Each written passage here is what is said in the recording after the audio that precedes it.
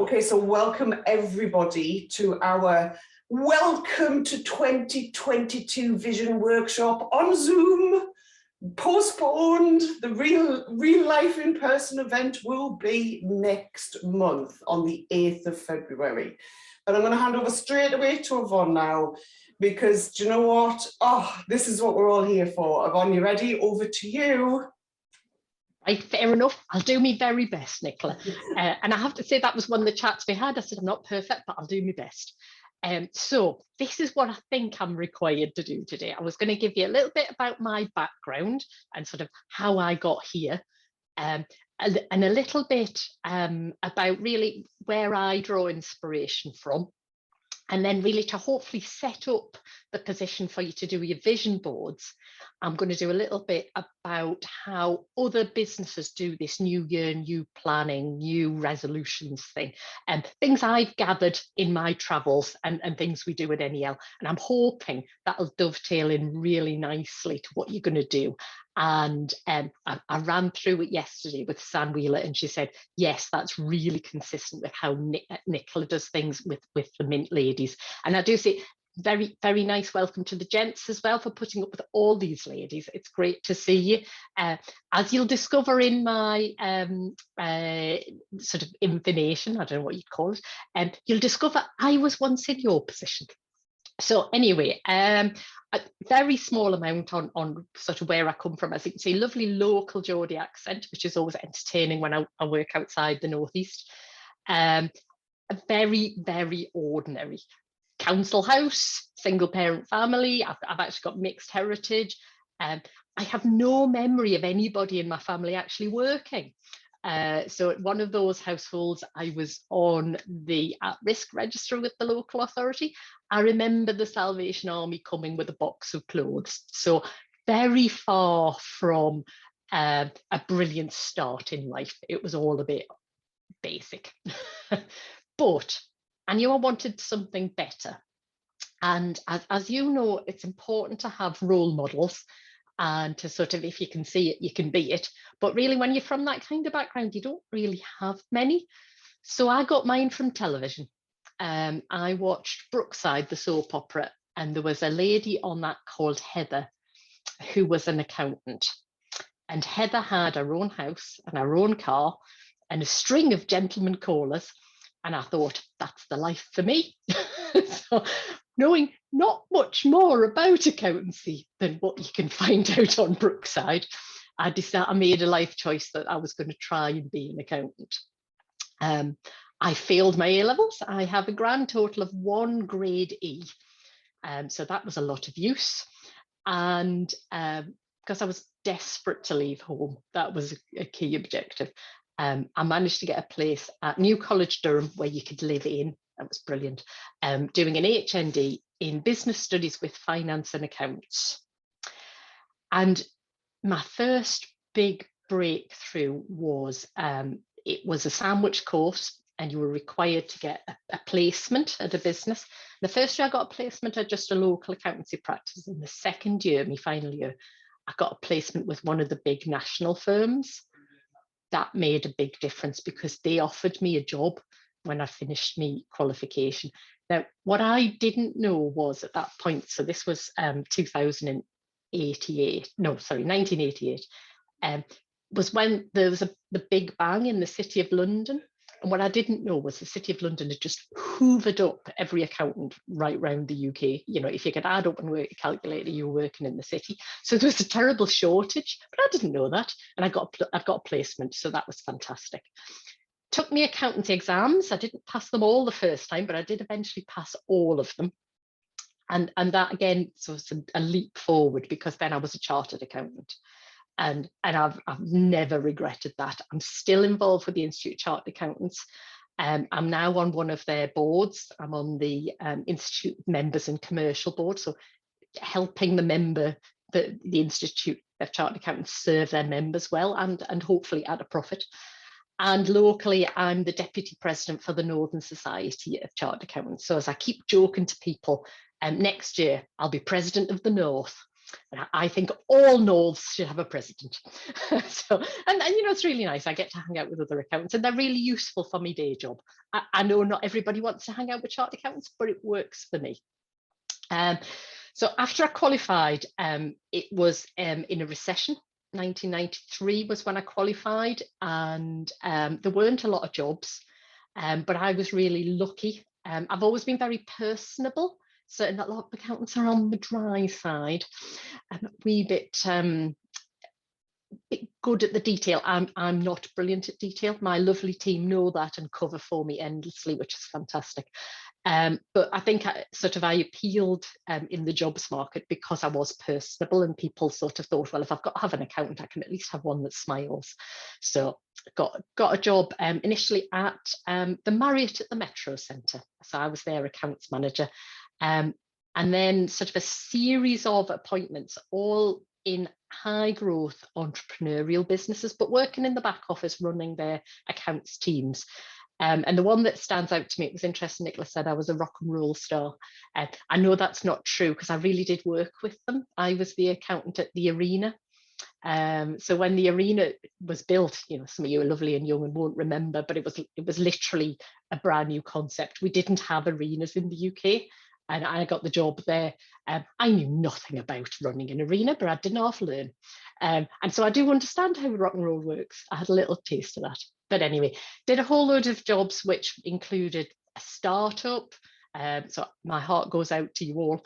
I know how painful that is. A business that did a lot of acquisitions and how difficult they are. Some disposals. At one point, I sold Newcastle Eagles basketball team. Yes, I've done all sorts of weird and wonderful things. I did, yes. I sold it to, oh God, I'm going back a long way. I know the guys that, I'm sorry, I've interrupted. Yes, I managed 4 minutes to Paul and Sam. Yes, Paul. I remember Paul. No, I'll not tell you now. I remember. No, laters. oh, laters. Yes. So anyway, did that. And I also worked in a business which was in distress. You know, I had some severe problems. And without knowing it, that rich tapestry of the different sort of stages and dramas that businesses can go through was setting me up to work at NEL, although I didn't know that at the time. NEL invests in growing local businesses, but I met them because they were advertising for somebody to run their finance team. And up till that point, that's all I'd done. I'd run finance teams. I went for interviews one after another. 5 times they interviewed me. I thought, blimey heck, these people are indecisive. And what I found out was that although I came in looking for the finance job, they saw something in me that they thought they could use in a different way. So I got a job working for NEL in what's called their portfolio team. So I'll briefly explain that we have an investment team who invests the money, determines which of the businesses to support. The portfolio team works with the businesses to make sure that they achieve their business plan. And because I'd worked with a lot of growing and developing and changing businesses, they thought I could do that. And bless them, that was a bit of a punt because it was a brand new department, so they didn't know what they wanted. And I was brand new. I'd never worked in that role. So I remember speaking to our then chief exec and saying, what if I can't do it? And he said, well, that's okay. We'll just find a better job for you. And I thought, oh, I like this firm. I think I'd like to work with them. So anyway, from starting off then, I should point out that by that point, I was a qualified chartered accountant and I had about 10 years in high growth businesses. At NEL, that gets you an entry level job. All of our people are incredibly experienced and qualified. So I was on the lowest rung of the ladder at that point, but worked my way up, got promoted over and over and over again. And I have to say, I'm not really one to ask for promotions. I've never been that way. I've always been sort of more, you know, that thing over there, well, I think I could have a go at that. And then gradually they kept promoting me till there was only one job left. And that's how I ended up as chief executive. Really, it was no master plan. It was just one of those that I kept going, oh, I think I could do that. Can I have a go? And people let me. So in the middle there, I did some other things with NEL because they're a really good firm. They paid for me to do my Institute of Directors exams. I've got that. They pay for an MBA, although I shared the cost with them on that one. And then I've got a doctorate in investment decision making. So they've had good value out of me because I've stuck with them, and they basically, paid for me to acquire knowledge, and then I put that back into the business. And that's a learning point, to learn and then invest that knowledge in the business. So that seems sort of enough on how I got to where I am now. I'll just very quickly tell you where I am now. Apart from running NEL, which is a proper day job, I have to tell you, it's quite full time. I also have some sort of side jobs. I'm chair of the Small Business Commissioner, which is a UK government body who looks after prompt payment for businesses. So if you're not getting paid by your much larger customers, they're there to help you to get paid. So it's always one to bear in mind, the Small Business Commissioner. Do look them up. You might find that they're a friend waiting to help you. And as part of that, I'm chair of the Prompt Payment Code. And businesses subscribe to the Prompt Payment Code. And again, that's something you might want to consider, because it sort of shows your credentials as a business, that you've got a moral position on paying people properly. And as chair of the code, essentially there's a group of us, but we make decisions on businesses who say one thing and do another. And we're sort of the people behind deciding whether people can stay on the code or whether they get thrown off. And again, do look that up, because you might find some very interesting businesses who've been asked to leave the code, some quite household names. So you might find that quite interesting. NEL's a member of Responsible Finance, which is like a trade body that looks after lenders like us, lenders who care about the communities they work within, and do what they call impact investing. So how to benefit your community using the money you've got. And I'm chair of their Enterprise Lenders Network. I'm a non-exec for Shared Interest, who are an ethical lender working in the fair trade movement. I'm on the advisory board for business growth at our local North East LEP, so essentially the quasi-government body that ensures the business support function within the North East works. I'm on the advisory board for the Durham MBA. I'm on the investment committee for the North of Tyne Cultural and Creative Investment Partnership. That's quite a mouthful. I wish they'd shorten that one. And just last week been appointed as a non-exec director on our local Chamber of Commerce. Yes, lovely people there. So that's all the many jobs I do. I'll not go on about them because I'm not really what I'm here for. So on inspiration, I deliberately told you my background, so you know that the world of chartered accountancy was a bit new to me. That I had never met somebody who was a chartered accountant. I thought it was a good idea off the telly, and I have to say, corporate finance, which is like a subdivision of accountancy, it's all men pretty much. It's very unusual to meet women, although NEL flies the flag for that, and it tends to be posh boys who talk a lot about rugby or football. And I'm none of those. And I think sort of the reason I make these points is to emphasize there's a difference between being an outsider and being an imposter. I've never felt an imposter. I knew I was smart. I knew I could do jobs, but I'm not a posh boy. And I know absolutely nothing about rugby, and I have no interest in learning. So now I think it's okay to be an outsider. It does not mean you're an imposter. So I've learned to ignore them and be myself. That it hasn't been easy for me to find inspiration, so I've become quite self-reliant. But I was asked to name a few, so I've tried. I watch for successful women because I'm not one of the boys. I will never be one of the boys. And gents on the call, best of luck, but you'll never be one of the girls. Just the way it is. So the successful women I've picked out are two Lucys. There's a lady called Lucy Winskill and a lady called Lucy Armstrong, who I've met on my journey. They're both very well respected. And I clocked them and watched how they conducted themselves. And that was what I wanted. I wanted to know how to be a woman in a room full of men and still be respected. And so the things I've picked from them is they're always very highly professional.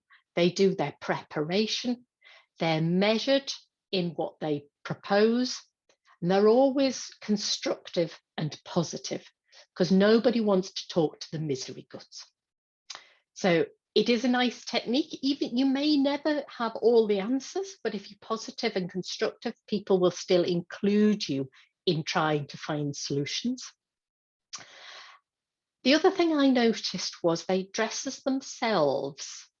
Now, my world is slightly more formal than some, but I noticed these ladies didn't wear suits. They wore quite nice dresses. If you meet them, they look like they're going to a wedding quite often. Although I will point out Lucy Armstrong, she prefers trousers and a nice shirt. But they don't dress like the boys, but at the same time, they're not highly glamorous. You wouldn't catch either of them in a full face of makeup and dripping with jewellery. They steer a middle course down the line. And I think that's always useful, because then that carries you into any room, because it doesn't matter where you turn up to. You know, you're very presentable, but you're not overdressed, you're not underdressed, you're not over glamorous, you're not too casual. And I watch them do that and you know, literally style myself on them, because they get away with it. It works for them. I want to be like them, so I've mirrored that behavior and how they present themselves.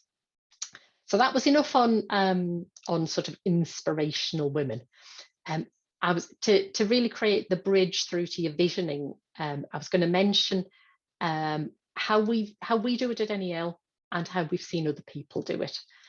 As I say, I started in our portfolio team, and really, you know, helping people with their vision and how to make it happen is what our portfolio team do.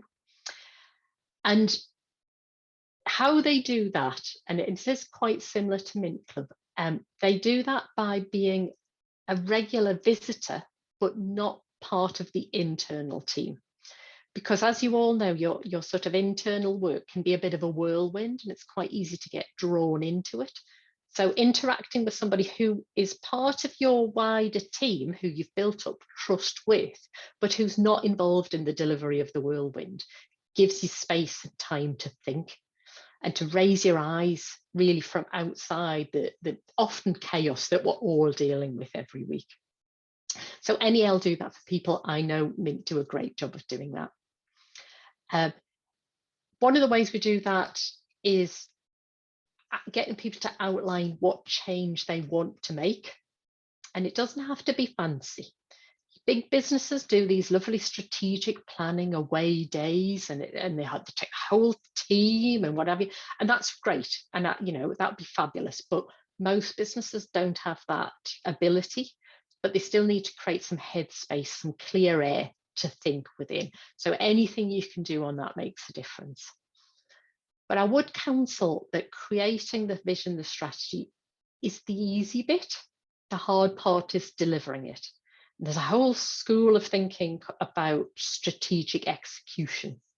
Execution, you know, can you visualize that you know, guillotine coming down? That's it. That's when we get into the hard stuff, when we make proper decisions and make things happen. So yes, spend time on your planning, but don't assume because you've written the plan that it's going to happen. You've got to spend time on the execution. We use a method called 4DX. No, I haven't actually. Yes, I have. I've got it at the side of my desk. There you are. The 4 disciplines of execution. That's what 4DX. I can't spell execution, so we shortened it to 4DX, made my life easier. And it's about saying, if you want to achieve this, what do you need to change now to get there? And creating measurements around it. Obviously, a whole load of accountants and bankers in a firm, we loved all the measurements. They're great. We have endless measurements. The hard part's delivering them. Anyway, and you know, so setting key performance indicators. What things do you need to do now to make that change happen? And they're called lead measures. So activities that should lead to a positive outcome, but you don't know it till you try it. And lag measures are the things you can measure, usually by accountants, to say, did you achieve it? Did you make a profit? Did the sales go up? Did you sell more, etc.? But the lead measures in that sales example would be, how many people did you go and meet? How many quotes did you send out? That sort of thing, because that's the speculative bit that should lead to the actual measure. So these things are both important, and businesses, both small and large, implement these every day. And so, we're all in different places on how to do business planning and strategy, but please remember to include that. What am I going to do? And how do I know if it's working? Step within that feedback loop. And to give you a very simple example, it's something that if you're not already doing it, you'll be very, very familiar with, because that's exactly how Weight Watchers and Slimming World work. They get you to count the thing, they give you a target for what you need to do. You need to work towards that target every day. And then you go back and you once a week get made. And so the lead measures are your points or calories or whatever. And the lag measure is what the scale says at the weekly meeting. And the other thing those institutions have, and I'm really pleased, I know Nicola does it with you guys, we do it at NEL, with the businesses we work, is that accountability step, having somebody else to tell that actually, yes, I put £1 on, I'm really sorry, is an important part of that cycle of, make a plan, create some lead measures, create some lag measures, be accountable to somebody. At NEL, we're a large company, we can have a board, we pay non-execs to create that accountability for us. It's worth every penny. Don't ever skimp on paying somebody to hold you accountable. So anyway, they were my top tips. Take time out, separate planning from execution, create key performance indicators, which are lead and lag, and have a third party that you're accounted to, and be prepared to pay for it. That was it. Plenty to keep Nicola busy. What? Hang on, I've got bits of paper everywhere. Right, just before I go over to questions and I stop the recording, to put it into context, NEL have supported Mint. I was trying to work this out. I think Mint have run 3 full years now, and I think you guys have been there for about 2.5 of them. Yeah, right? We met you early on. What you have talked about is how you support. And you have supported your company, NEL have supported us in a way that actually, when the pandemic hit, I didn't think was possible. And the conversations we had, the conversations I had with your team, that inspired us to keep going. It really did. So you do what you have just talked about. From my perspective, as a company that works with you all the time, it has been extraordinary, the support we've had from NEL. What I've written everywhere is, if I can, we've got role models. We've got to have some role models. I'm really fascinated about the people you've picked out to act as your role models. And what I took from that was to be yourself. And this is what we talk about in the pub all the time, Yvonne. Be yourself, because if you're so busy trying to be other people, you don't know who you are in your business. To the point of dressing comfortably. And it's really, really important. We'll go networking and think we have to look like this or we should be like that. And actually, the only should we need is to be ourselves. I've got that you have to have someone to talk to for that accountability, someone who's close enough to the business to make a difference, but not inside the business and is never going to deliver. Really important. What change do you want to make? And this is what we're going to lead on from after our break, because we talk a lot about the stuff we want, but I don't think we ever talk, and I can't really reflect on any time we've used this language. I've used this language, what are the changes we want to make that would sit with those key performance indicators that will get you what you want? So where we struggle, I think, Yvonne, is actually planning that vision, because we don't know how to get there, or it's a bit scary, or it's just too much, or we've got imposter syndrome. I'll come to that in a second, but it's about making some real changes, 1, 2, 3, whatever that looks like, to get what you want. And that, I've got that in circles everywhere, because that's just like, what? What changes do we want to make to get what we want? Lead KPIs, we've talked about KPIs, we've talked about, and let's talk about money, our course with you, you know. Actually splitting those down into the lag versus lead measures. We all do this in our business. We go out and we put quotes out, we go after people, we use social media to meet another 10 people, but splitting the difference between what a lead KPI and what a lag KPI is. It's nice to have some of this terminology, that thing which we can measure after. The lag we can measure after, because we can see the data and it doesn't lie, but those lead KPIs, love that. And actually the big thing, I suppose, for me is that it doesn't matter, you're right, it doesn't matter what you put in your planner, it doesn't matter how many times you cross it out. If you don't do it, nought happens. That's what I got. That you know, and I really wanted to listen to this as me as a business person, not me as leading Mint, because it's so true, isn't it? We can write down as much as we like, but if we don't execute it, and I will have a look at that book, but if we don't execute what we're writing down, then we're never ever going to get to the point that we have the businesses we want. Yes. In half an hour, Yvonne, just amazeballs. Like, my brain is just exploding. I don't know about anybody else on the call, there's so many of us on the calls, but wow, for me, those key points so succinctly delivered, thank you. There's just such an awful lot to think about. So I'll tell you what, I'll stop this recording. Okay. Right, session 2, everybody, welcome, welcome, welcome to getting your 2022 off to a very minty start. And our Rachel Hunter, with the kindest hands in the world, who will introduce herself properly and her business properly, is just going to talk about visioning, vision boards, and why to bother at all. Now, I know some of you have done the session now, it's 2 years ago, where we're all cutting and sticking and pasting, and it was just extraordinary. Blew my mind, because I had a lot of misconceptions about vision boarding and taking that time to do that. But Rachel, hand over to you. Do you want to introduce yourself, why it works, tell us all about it? Okay, yes, thank you very much. So first of all, Happy New Year to you all. I'm Rachel Hunter and my business is R&R Therapy. I'm based in South Gosford and I have a holistic therapy practice helping anybody and everybody with their well-being. It's so important, even more so now as we're coming out of COVID, to just take care of yourself. And I'm going to touch on a little bit about that as I'm doing the vision board as well. So to begin talking to you about vision boards, my first experience was about 3 years ago. And I went along to a workshop and took part out of curiosity rather than real belief in all of what was going on.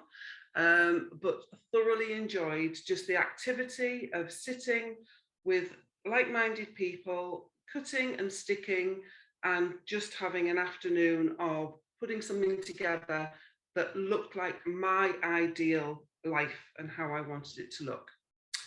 Since then, I've read quite a lot about vision boards, and it's really interesting on how many different approaches there are as to how to do them. I've been on YouTube and there is an article on there about creating a vision board, dividing it into quarters and having different elements of your life in each of the quarters. But to be perfectly honest, I think if you're going to do this in a relaxed way and a focus on just taking that time for yourself, you can't go far wrong. So what are you doing? You're creatively setting intentions for what you would like from your life. It may be more time for your family, the go ahead for, a contract, somebody that you want to work with in particular. On my board, it was to work with specific mentors and do specific training. So I would literally just put the name of that person on my board. And it helps you to focus, and it helps with motivation, and it also helps to build your confidence. But just going back to what Yvonne said about productivity, once you've got your vision board in front of you, if you have it somewhere where you can see it on a daily basis, that motivates you. So you become more productive because you're being nudged in the direction of how you want to be in the way that you want to create your perfect life. And it is actually backed up with evidence. There was, I'm just going to have a look for the name of the person, somebody called Guang Yi from Cleveland Clinic Foundation worked with 2 groups of athletes. And for one of the groups, they literally just visualized the progress that they were going to make. So it would be, they were focusing on their strength and they were focusing on their performance. No physical exercise took place whatsoever. And their muscle mass increased by 13.5%. So it actually shows you that visualization does work. It sounds a bit woo-woo, but it really does work. So how to start? Firstly, I sit down with a pen and a paper and I focus on the things I no longer want in my life. So anything that's taking up time that I don't want to be giving that time to, I make a list of a few things. So sit literally for 5 minutes, write down all of those negativities, and then I tear it up and throw it away. And this gives you an opportunity to actually release that negativity that you're carrying around with you. So that would be the first thing that I would do. And once I've done that, I sit again for a while and I imagine my best life and what I want it to look like. So when I begin to think about my vision board, I think about the next 12 months. Some people do a board for 5 years, some do it for 6 months. I like a year, but that is purely personal choice. What I will say is, if one of your aspirations is to have your dream home, and you know it's not going to happen this year, but you know it might happen in 5 years' time, then put it down on your board because it's there and you're working your way towards it. You're building your goals. So it's a goal setting opportunity. I personally feel it's not purely all for business, because remember, what we do in work gives us the funds and the time to do the things that we want. So it's important to add the things that mean something to you. You could create a business one or a personal one, but I like to blend the two because one allows me to have the other. You may have a theme. You may want to improve your fitness, for example, or you may want to have a happier year. So you can have have that direction of a theme. For myself last year, I wanted to make improvements in my fitness. So I had pictures of women skipping, I had pictures of women swimming in the sea. And I don't have the perfect figure, I never will have, and I don't actually want that, but I do need to make improvements in how I feel. And that's a continuous journey. So I've ticked the wild swimming because I've done that and I shall continue with it. And it's still work in progress. So you're setting that intention for how you want things to be in the long run. The other thing that you can add is words and numbers. If you're going to use words, use present tense, like I have, rather than I will have, because you're attracting things to you in the here and the now. So I have a new car, I have a new house, whatever it is that you're wanting. For me, I use numbers with how many clients I want to work with on an annual basis. I break that down into a week, how many it is that I want to work with. And that has worked. That has come to fruition for me. If you're going to be using language, again, you have to be careful with what you use. You might want to be debt-free. But if you use the word debt, you're using the word debt. So, you are financially fabulous, for example. disregard any negativity. This is all about the positives. Jim Carey is another believer of doing a vision board. And on his, I don't know however many years ago, it'll be quite a few now, but he wrote himself a check for $1 million. And when he was asked to take the part in The Mask, his salary was $1 million. So put it out there. Don't be shy. We often feel embarrassed about money. Don't, because by having it, we do the things that we want to do. And we work hard for that money. So stick it on there. We all need those rewards. Also, put on smaller goals. It might be that you want to go out for a meal in a restaurant every month. Anything that's, you know, within reach, I suppose, easily within reach. Because when you see those things start to happen, that is the proof in the pudding. That's the evidence that you need.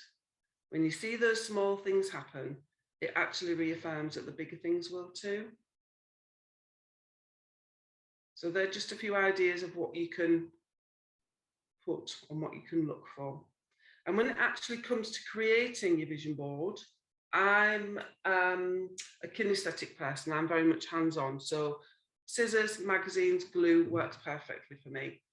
I've worked with children for over 20 odd years. So, you know, peeling PVA glue off the hands was a regular occurrence. So I'm quite happy to do that. But you can do them online, but just be sure to save the image as your screensaver so that you're seeing it on a regular basis. That's really important. To be able to see it, to have that reminder is really, really important. So use magazines, use family photos, find images on Pinterest or Canva. There's so much out there that you can actually use.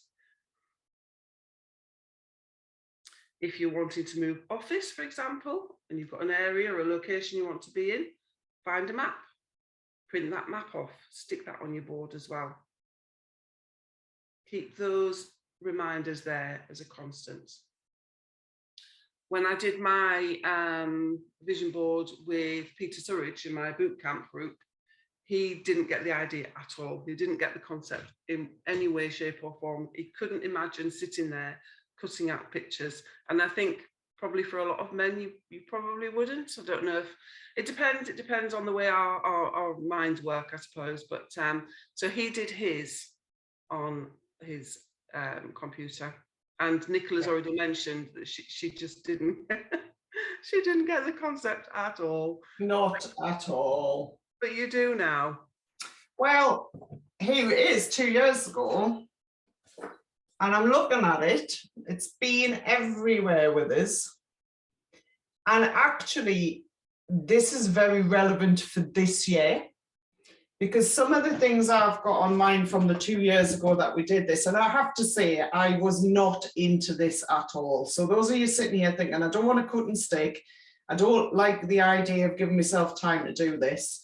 Rachel's completely right. There is a camp of us who just don't like to do that physical creative type. We're not that way wired. So I've got a couple of examples that I did 2 years ago on Canva to show you. But when I look at this now, we've got all the holidays and stuff that I wanted to do. Some happened, some didn't happen.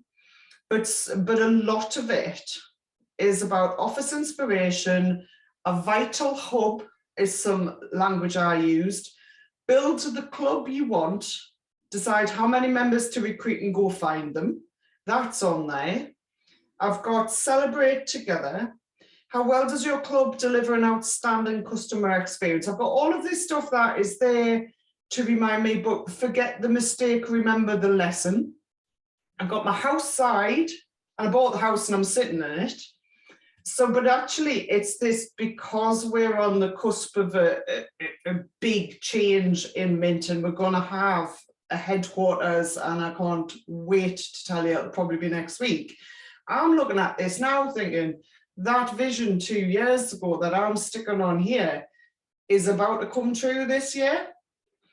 And it could never have come true in COVID times. And actually, I've had this vision for 13 years, not just 2 years, but I'm looking at this thinking, relevant. And then I drew the word proud, and I've got all this stuff.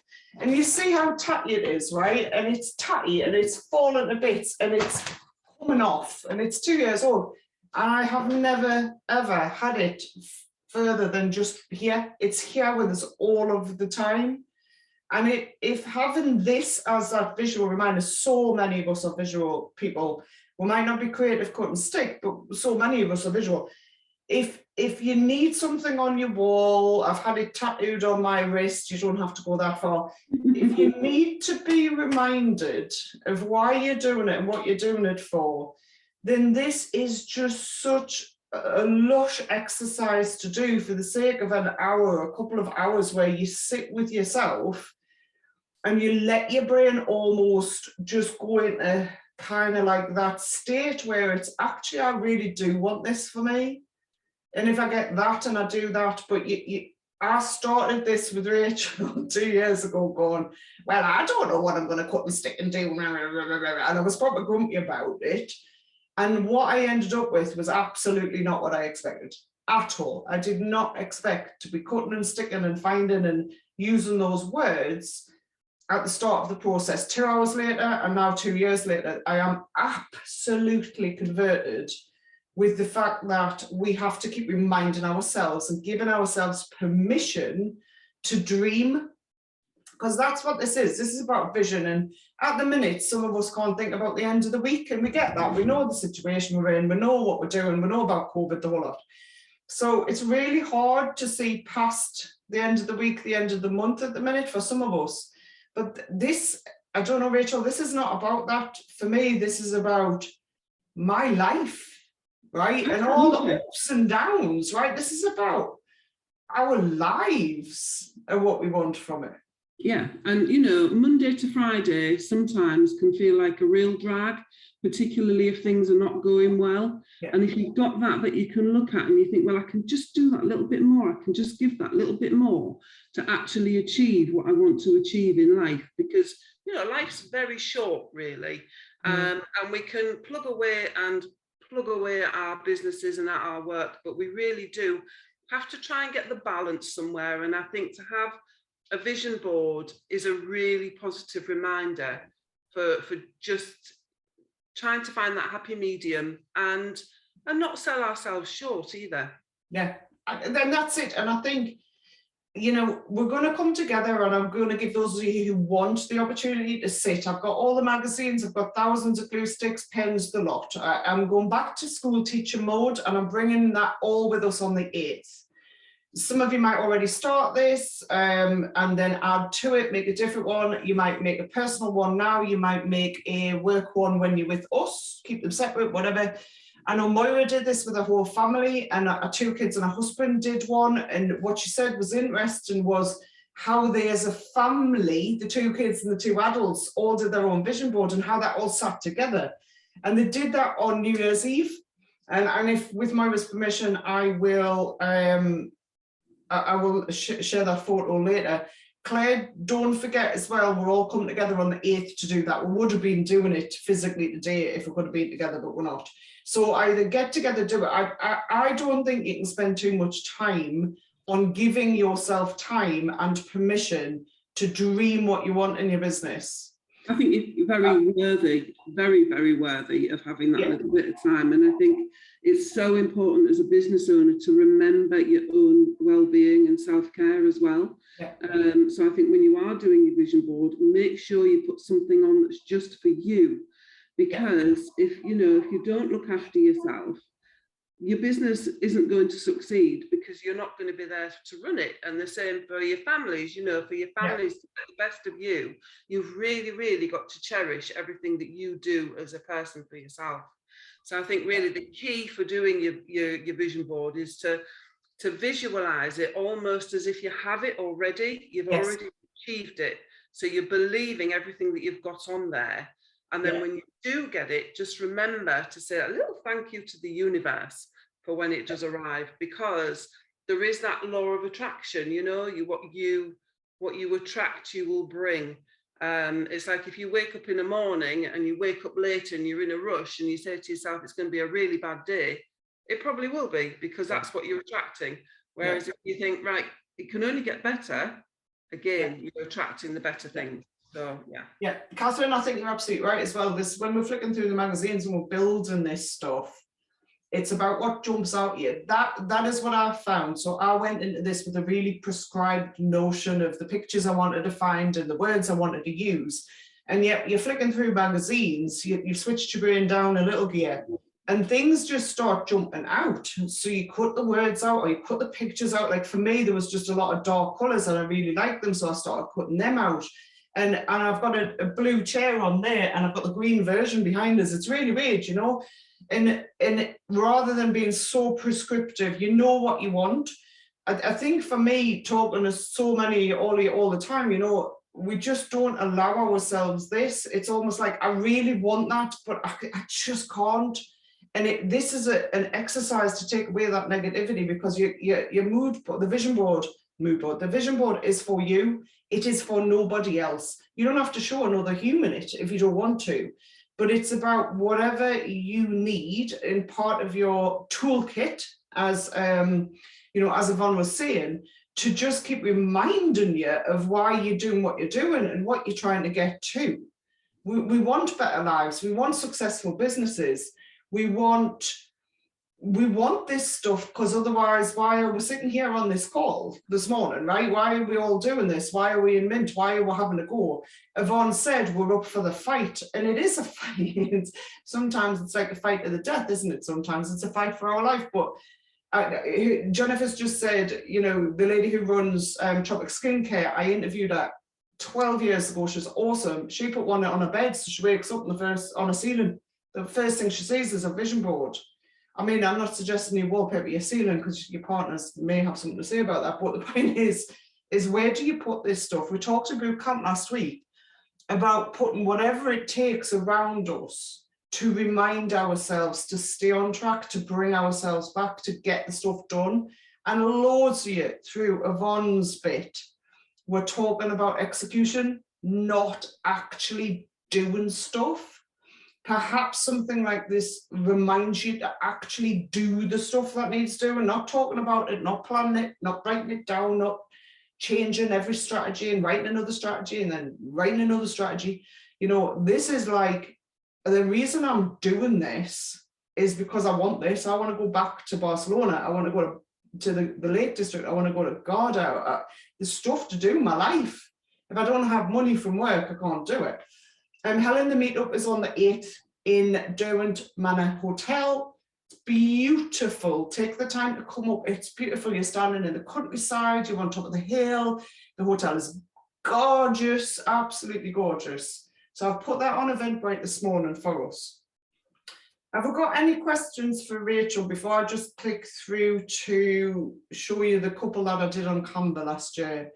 Is there any questions for Rachel at all? I'm just going to comment on one of Sarah's comments there about, you know, a natural process of looking through the magazine. Yeah, it is. It flows a lot better, I think, in that sense. Yeah. And I think also when you are looking through magazines, you might be looking for something of a vague idea, but then something else just sort of jumps out and resonates with you.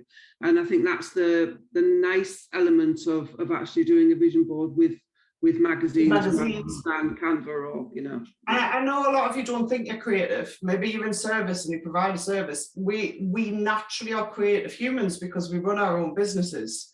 You have to think on your feet. You have to be creative when you're talking to your clients. You have to be creative with your packages. You have to work with other people to pull your brands together, to make your sales. You know, for those of you who are sitting thinking, you know, cutting and sticking, I haven't done this since I was 4 and I'm not creative and it's not where I'm at, like I did 2 years ago. This idea that rather than, like you're saying, going onto Google and searching for a very specific image, so it's task oriented, this looking through and just meandering about allows your brain maybe to spot things subconsciously that you weren't searching for. Because is that not what the dreams are about? Like, we don't allow ourselves permission for these dreams. And sometimes we just need to let our brains, you know, just meander through some stuff and see what jumps out at us. Well, when Keely did hers in our boot camp group, it didn't look anything like she did, you know, imagined it. She had a very specific ideas, and she was quite blown away with when she actually sat back and looked at it. And it was completely different. Yeah. But one of the things is she'd wanted a home office, which she now has. So Yeah, it's planting those seeds. absolutely. Yes, Laura, I'll come to your question in a minute. Absolutely, Alex. What I'd ask all of you, if you're coming on the 8th, can you all bring loads of different magazines? Doesn't matter what they are. There could be the free things through the post. It could be your BMX Weekly. If we have a massive spread of different publications, you might have the free magazines that come with the papers and stuff. We're looking through it, that picture of that food inspired you, that holiday, that blue sky, that word jumped out of you. I have got probably about 50 or 60 that we used 2 years ago that I've got loads and loads still to be cut up. But I've got my mother collecting magazines at the minute. Indeed, the whole family is collecting magazines for us at the minute. So anybody that has anything, and the more different stuff we've got. So if you've got publications relevant to your industry, bring those, because there'll be things that jump out for everybody from different bits and bobs. And this is about it being personal to you. So yes, please, if you've done some hoarding, bring them, Gav. Laura, are you sure your questions being answered? You can come live. All the years worth of Red magazine, please bring those. This is almost like the version of going on social media and just getting lost, except this exercise we're allowed to do because it's for a purpose. All of them. Claire's bringing the magazine with her in it, so we can all have a big picture of Claire on our vision boards about how we get in the magazines. Okay, Jennifer, no bother. Right, Rachel, are you staying with us? I'm going to just swap to, what was I swapping to? I'm going to share screen. Can I be cheeky and have any spares? I want to do college activity in Minecraft. I'd love to give you all the spares because then they're not in my loft. Yes, Leona, you can have the whole lot. Let me just, I was looking for, where did I did it? I did them on Canva last year, and I am going to say this is not my preferred way to do it, but better to do something and have it as your screensaver than nothing at all visual anyway. So I just did this on Canva. There's actually a tutorial on the website for all the members who weren't here last January on how to create these in Canva. So Suzanne, if you can dig that link out, that'd be lush. So if I just get this big and go in to edit. Okay, I'll try and make it a bit bigger so you can see it. So I did 2 separately, and I'll just scroll down. You can see what the first one's about. I'm obsessed with the holidays. This is, you know, my holidays are booked for this whole year. They're in the diary before I do anything else, because that is what I work for. You know, we don't have kids. We are really blessed. We have lovely family time. Holidays are very important. So Barcelona, Annecy, you know, all of the places I really, really want to go to. Now, this patio was for outside, and I do have a patio version with an outside rug. I haven't looked at this since a year ago, so I'm surprised myself because I've got that one sorted. Mum and Dad's 50th wedding anniversary. We did that despite COVID times. That was lush. Journaling, can't do it still have an issue with that. So I would take that off now because I'm just going to frankly give up. Even with it there, it just doesn't work. My bees, I'm obsessed with the bees. So we've planted so much. I've got bees all over the house, like creating space for bees and nature. I have done that because it's just, for me, it's important, beautiful, and all the rest of it. So that was something that was just about personal for me, just to remind me that I'm working for my holidays. And then the mint version, you see some of these photos. Look at Joanne on that. Joanne and Moira are hilarious. This was really about reminding myself, I guess, about what I believe in Mint.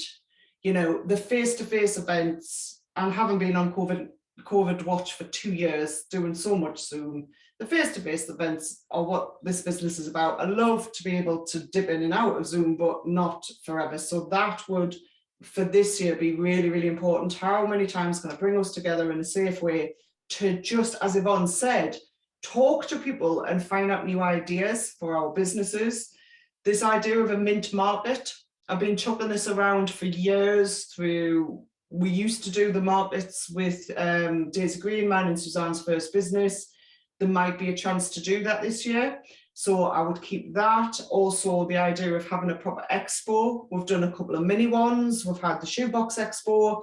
You know, can I do one of those huge business expos and raise the profile of all of us?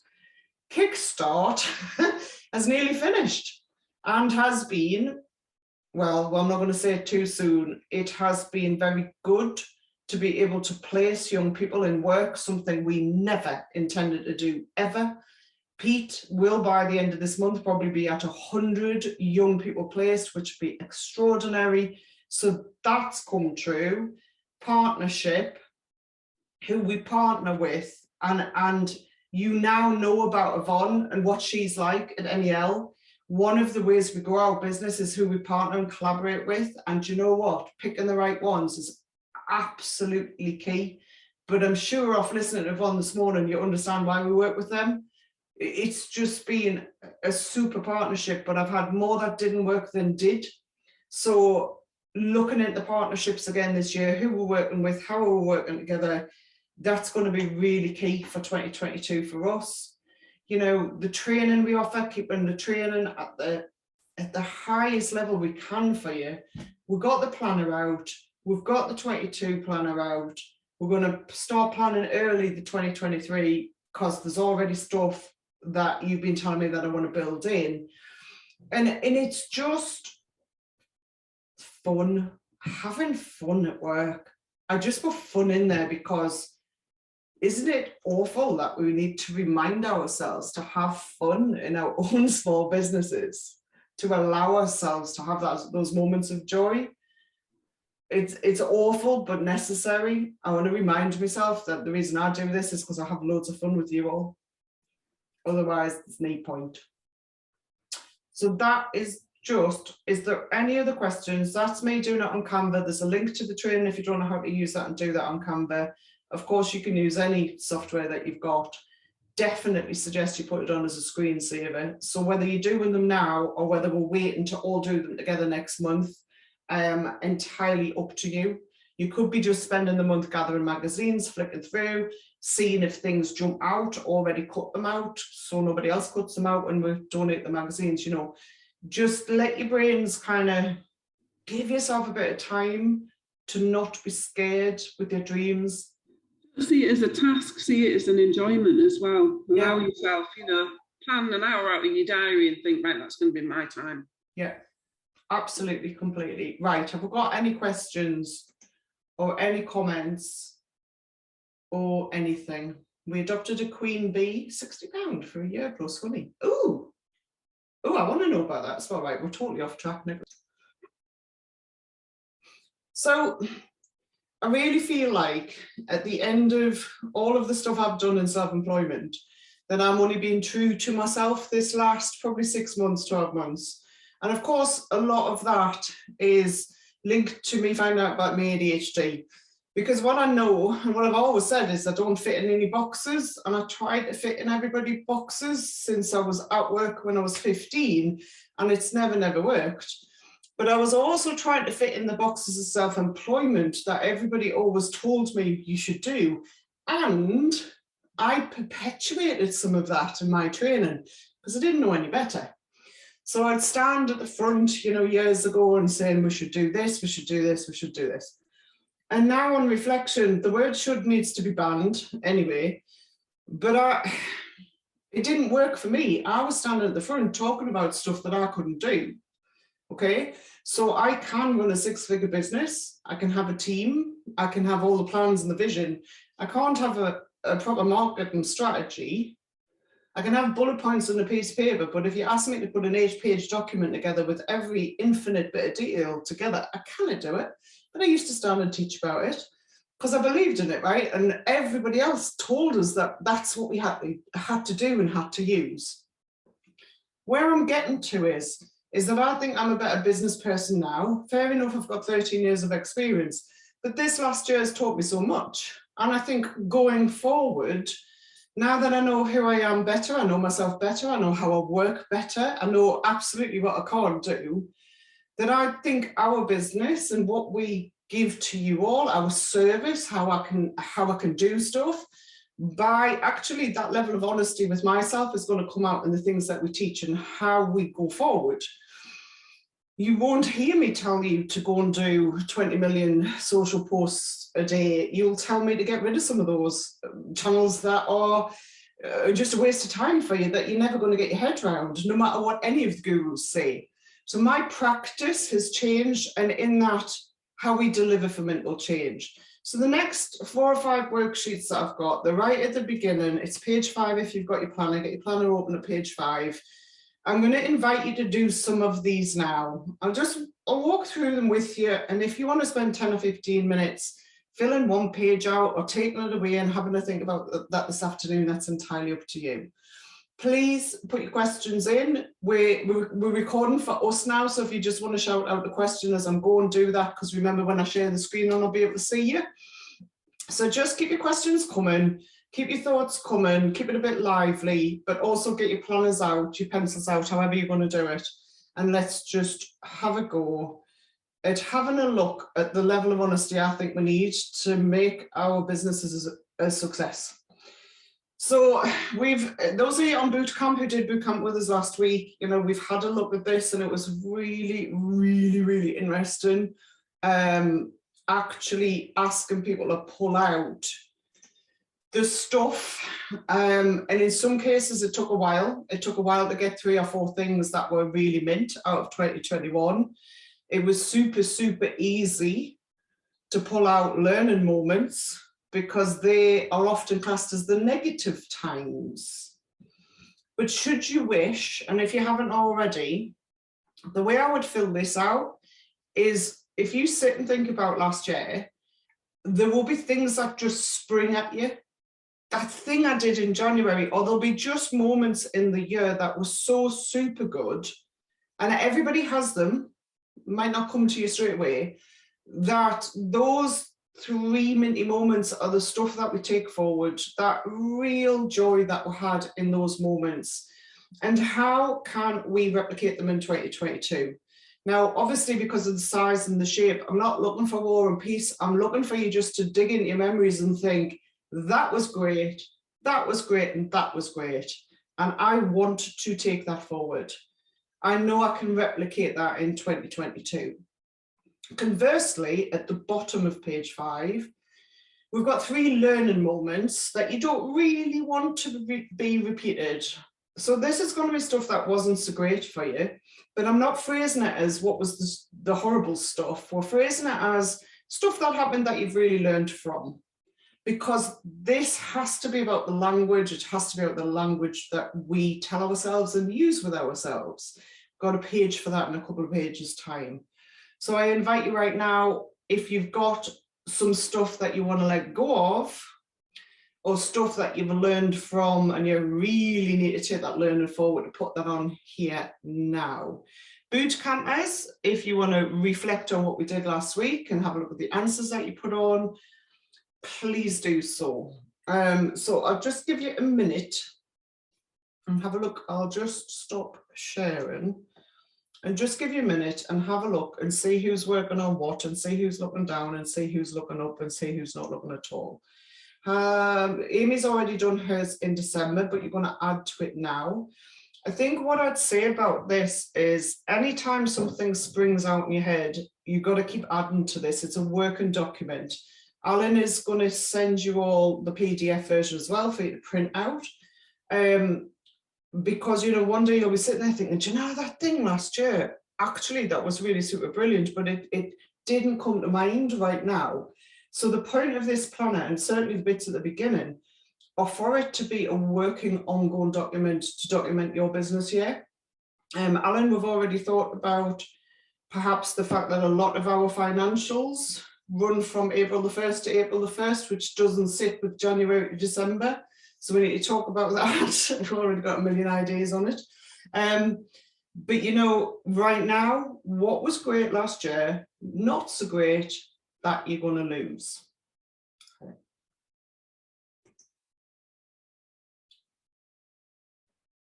Cool.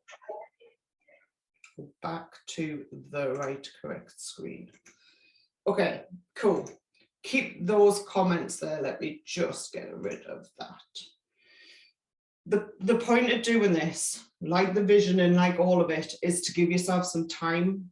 There's, correct me if I'm wrong, put it in the chat, but has anybody got in their schedule even an hour a week that says time for me to reflect? That says my time, that says I'm going to do this in this time. I'm just going to sit with myself and think about what I've done. Of course, we're always thinking about our businesses all the time, but the act of sitting or lying or putting your feet on the desk, however you do it, if Holly's still there, you know, getting the pen and pencil out and actually forcing yourself to reflect. It's not the same as like thinking about it for 2 seconds in the shower. This is a proper exercise that we need to learn to do with ourselves.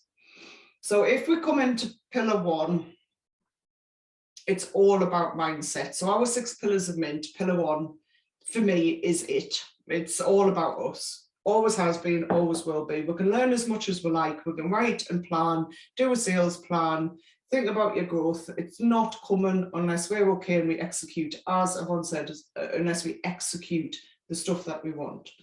So what we said on this first sheet was about us, about taking care of yourself and the critical success of that in your business.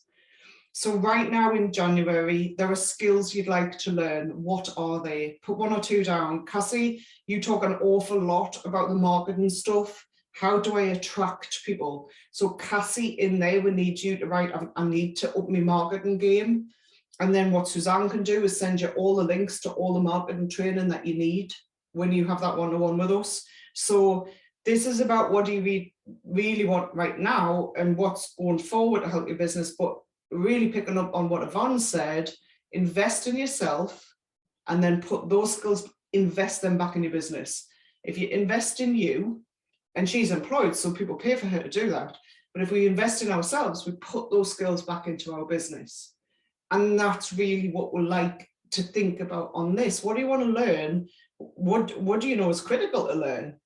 Right? And it might be something you might want to go and learn how to do yoga properly because that's going to help you do your business because you're going to be calmer. Absolutely, put that on there.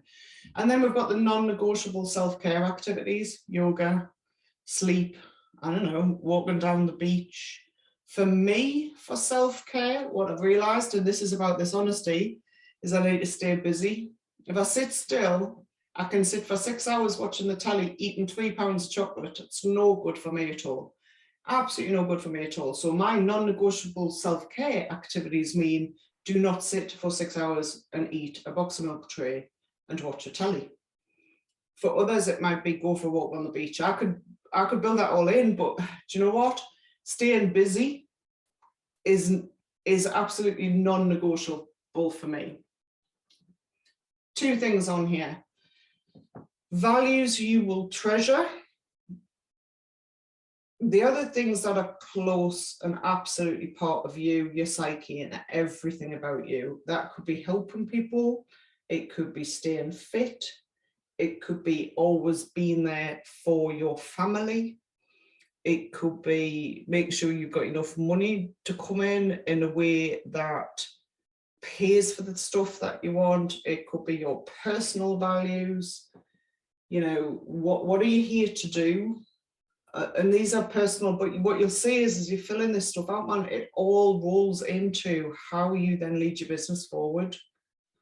But what are your personal values? Time for my parents, you know, time to do stuff with people I care about. And then either personally or professionally, people that you'd like to meet who are going to take you forward. We could have put the reverse on there, the converse on there that said, all of the people I want to get rid of out of my life. I mean, you know, it's not positive. It's not something I'd like to write on there personally, but maybe that does fit into this category because you want to meet all of those people because you know you want to get rid of some of the people that are sucking your energy. That's really important. If you're valuing and treasuring your time, we get rid of those moments and those people that suck our time.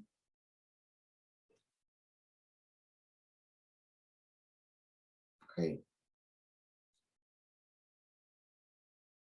Let me come down to growth mindset and then I'll stop sharing for 5. I think out of everything we do, this is the bit that I hear so often from all of you that probably choose me the most. I hear it's too hard. No, not so much, but I just can't do it. I don't know how to do it. I'm not good enough. They can do it. You know, I've heard I'm stupid or I'm thick or this is a stupid question. I don't want to ask for reviews and feedback. I've heard I'm a failure. I've heard all of this stuff at different points over all these years. And honestly, it breaks my heart. So when I watched this video from Professor Carol Dweck, it just seemed to me that maybe I should spend some time every week on this with us all, but this narrative that you tell yourself continuously that I hear because you say it to me, whether it's in a one-to-one or in a boot camp or in a big event, I hear it all the time. And we have got a choice on the words we're using. It takes practice. And I have done this all my life. And I think that's why I take it so personally for you all, because I've done this to myself all my life. I can't do it. I'm not going to achieve it. I'll never get to my potential. Such and such doesn't like us. You know, but what Professor Carol Dweck talks about is just swapping this round. So for every, I don't know how to do it, you add the word yet. I don't know how to do it yet. Stupid, I think, becomes I can learn. I don't understand it yet, but I'm going to learn it because, like, I can, right? They can do something, but I can't, becomes they have inspired me. I want to look to that person. I want to see what they've done, and I want that to carry on. They may even help me. I just don't know it yet. Yet is a good word. You know, this didn't work. Okay, so what did we learn from it? So I'll take a break and I'll come back from it. Right? I'm a failure. Failure is a lesson. What did I learn? I learned this from that situation. Back to the sheet before, you know, not what was rubbish all last year, but what did we learn from last year? Are we taking that forward or not? I just don't know how to do it, but I'm going to get there because there's people to help. I would really like, if there was one thing I wanted to do right now, is to take the time to write down a couple of statements that you know you say about yourself all the time. And can you rewrite that and rephrase that for yourselves? I could probably look and go through with every one of you what you've said to me at some point. I can hear you saying these things. And this, for me, has to be where we start. If you are in the fight, if you're up for this, if you want to run a small business, telling yourself you can't do stuff continuously is not going to get the outcome that you want. We'll not get the stuff on the vision board done if we continuously tell ourselves we're not good enough, they are better than me, they charge less than me, whatever that is.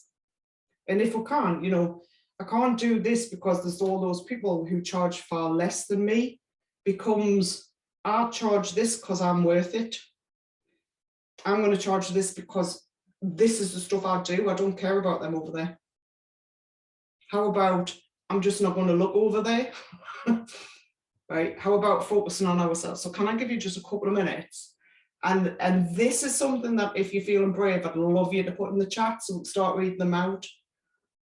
I will be focusing on this year because we've just got to try and keep trying to rephrase the stuff we say to ourselves. Okay? When you've done one, put it in the chat so we'll start reading them out. So Jane Mitchie, no one is perfect, but I am enough. Absolutely.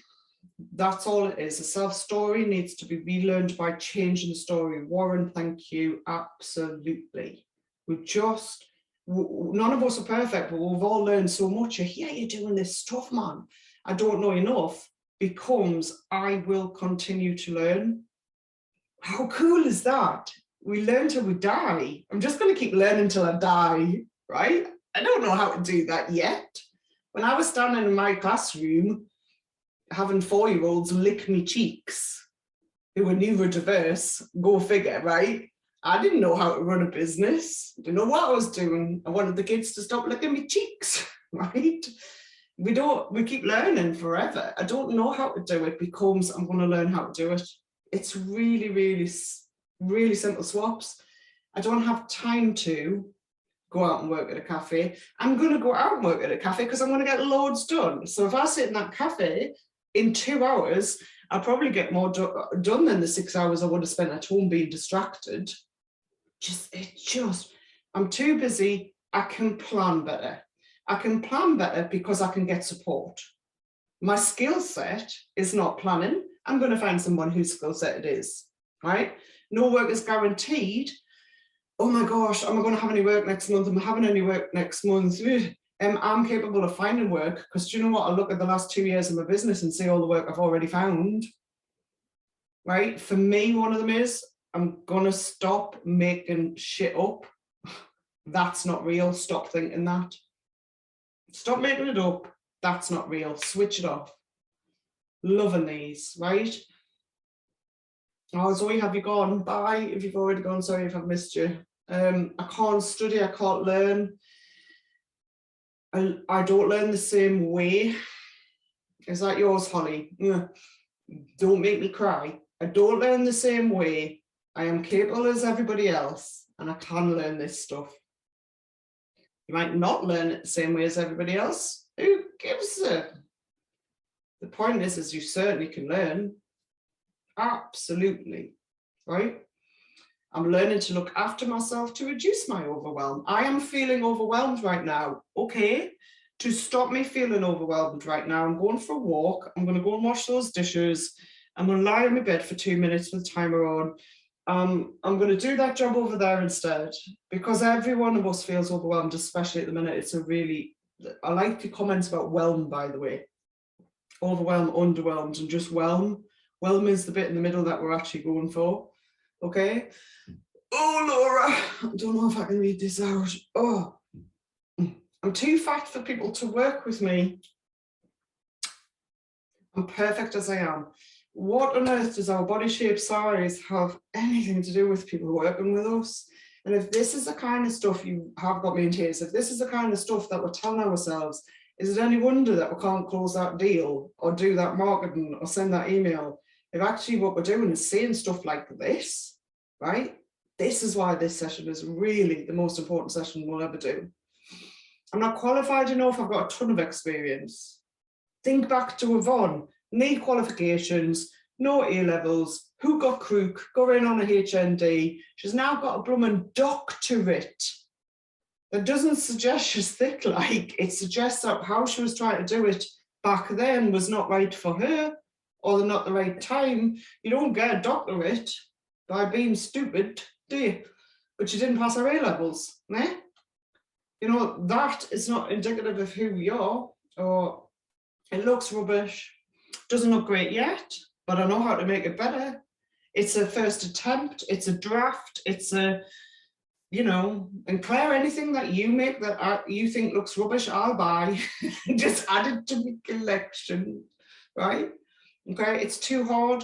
I'm stronger than I know. Katie, some of your Instagram posts really motivate me. You write this stuff and you're like, do you know what? I'm good enough as I am, right? And some of that honesty that comes out, I find really inspirational. It's too hard. I'm stronger than I know. If it's hard, I can chuck it down into bits. I'll tell you what, that's too hard. The whole thing, why don't we do this bit and this bit and this bit? Why don't we chunk that down? Or actually, it's all right, I've done harder things than this in my life. Katie, your job before for 20 years, stuff you've seen and been through, you know, that job, there was hard stuff in there. You've got all of that to pull from. No one sees that I'm here. The right people will see me. Oh, Catherine, oh, no one sees that I'm here. The right people will see me. And what you've done, what I've seen you do is really push yourself forward. Whereas before you might have stayed in the back, you might have not felt confident to push yourself forward. Your LinkedIn posts, blogs you write now, you are pushing yourself forward and people are seeing you and you're getting paying clients because of it. Because you're absolutely right. The people who see you are the people who you need to be seen by. Warren, I'm an imposter because I have 30 years of experience in academic and practical qualifications. I'm a clever bugger, so give up the imposter story. And it won't just go away, but that's right. Like if you saw your CV without your name on and that list of qualifications and all that experience, you'd go, wow, he's great. The fact that it's you, when we just have to keep working on this. I'm not as good as such and such, yes, so and so, Cassie. Again, welcome to the club. We've all got this, but I can reach out and learn from them, or I can be inspired by them, or I can not pay any attention to them whatsoever, and I can go down my own route. Pick any of it. In Mint, we believe in collaboration, not to be in competition. Okay, we believe that if we work together, we're stronger together, and it's absolutely true. There are people around me who set business clubs up all the time. There's one at the minute, a membership, and loads of you talk to them and work with them, and they're setting this membership club up, and I'm sitting there thinking, what does that mean for us? And I just think, you know what? Good for them. If they can do what I do and help more people, good for them and good for those members. And you do worry, but that doesn't change what we offer and what I offer and what we've got for you, Other people are better than me changes to, I'm as good as it gets. I don't need to compare myself to others. They are not me, so why does it matter anyway? Okay. Like I'm so overwhelmed now. I've moved from whelmed up. I can't read anymore because it's so emotionally massive. Do you see, by writing it down, do you see what you're telling yourselves? But also, do you see that you can just switch it round? And it is just, those words there can be turned into a different order. It's just a string of words in a sentence. Just order them differently. Just put a few extra words in there that utterly changes the narrative. Write it down, print it out, put it on the wall, put it in where your vision board is, anywhere. Put it on your wrist if you need it. I mean, honestly, amazing, right? And that's hard. To do that is really, really hard because you're facing the stuff you've been telling yourself in many of our experiences for decades. Let me just switch back and do a couple more before I actually sit here in a fit of tears and I can't cope anymore. Right, let's go. Oh no, gosh, dude, don't do that. Where's that come from? Blimey, can't be doing that. Thank you for doing that page. I actually think that's probably the hardest page. Okay, so back to focusing and reframing again. This is all about the reframe. You are Mint, don't forget it. I see it in you. I see you. I see all of you. I see what's inside. I see your passions. I see your value. I see your loveliness. I see your brilliance. Sometimes you don't, and that's part of what we offer here. But, to remember what your passions are, helping people, supporting people, taking them from A to B, getting them well, making them fit and healthy, having a better life, getting them organized, selling beautiful products so that they can wear them and feel special and, providing presents and all. What are your passions? Whether that's business and or personal, and why are you important in your business? I would say there is no business without you. Why are you important? Because you bring your passion, because you bring all of that you hold inside and you want to turn that into something for other people. Why are you important in your business? I love my work because loads. I know you love your work. I know you all struggle with it, but I know you love your work. But do you know why you love your work? Have you written it down and read it back to yourselves? And the last thing on this sheet, I choose to do this because I think sometimes when things are really difficult, we forget we've chosen this life. We're forgetting that we have chosen this form of employment as opposed to many of us have been employed before. We've had to leave it for one reason or another. So we choose this and it is our choice. So remind yourselves, Was it for freedom? Was it for flexibility? Was it for more money? Was it for you being in control? Was it because you couldn't fit in their boxes? Doesn't matter. When we remember we choose to do this, the hurdles and the obstacles are our choice as well. They're our choice as well. We just have to choose how to deal with them. Okay, and then business mindset, last one that I'm doing now. Why is it important? You know, why did you choose to do it? But why is it important? What does it give you? Does it give you financial security? Does it give you respect for yourself? Does it give you a little ego boost? Sometimes I think there's a bit in that for me. I quite like the fact that I run a business now, and I've spent years and years and years getting it to be a business. I like that. I like the sense of achievement. What about you guys? Why is it important to you? I can't go anywhere else and I can't work for anybody else, so I'm stuck here. So why is it important to you? But even me saying that sounded really negative.